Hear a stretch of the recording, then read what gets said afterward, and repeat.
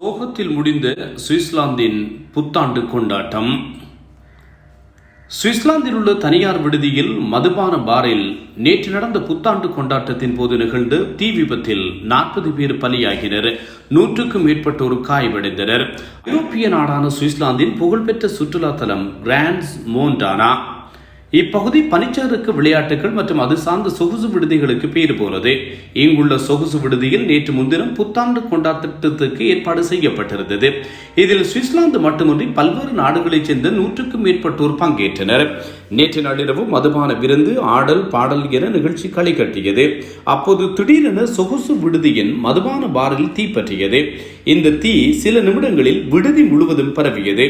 மக்கள் பலர் அலறி அடித்து வெளியேறினர். சம்பவம் தொடர்பாக போலீஸ் மற்றும் தீயணைப்புத் துறைக்கு தகவல் தெரிவிக்கப்பட்டது. அவர்கள் பல மணி நேர போராட்டத்துக்கு பின் தீயை கட்டுப்பாட்டுக்குள் கொண்டு வந்தனர். இந்த விபத்தில் நேற்று வரை 40 பேர் உயிரிழந்ததாக சுவிட்சர்லாந்து சுகாதாரத்துறை தெரிவித்தது.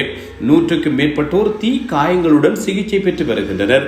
பலரது நிலைமை கவலைக்கிடமாக இருப்பதாக பலி எண்ணிக்கை உயரக்கூடும் என அஞ்சப்படுகிறது.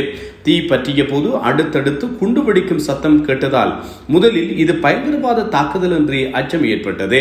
போலீஸ் விசாரணையில் பயங்கரவாத தாக்குதல் இல்லை என உறுதியானது.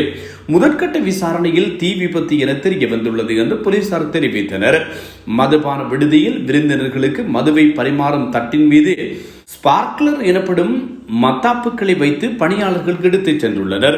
அவை அங்கிருந்த திரைச்சீலை ஒன்றின் மீது பட்டு தீ பிடித்துள்ளது. அந்த தீ உடனடியாக விடுதி முழுவதும் பரவியது. விடுதிக்குள் புத்தாண்டு கொண்டாட்டத்துக்காக தடையை மீறி பட்டாசுகள் வைத்திருந்தனர். தீ பரவியவுடன் அவை வெடித்ததில் குண்டு வெடிப்பு போன்று சத்தம் கேட்டது. மீட்பு பணியில் 10 ஹெலிகாப்டர்கள் மற்றும் 40 ஆம்புலன்ஸ்கள் ஈடுபடுத்தப்பட்டன என்றும் போலீசார் குறிப்பிட்டுள்ளனர்.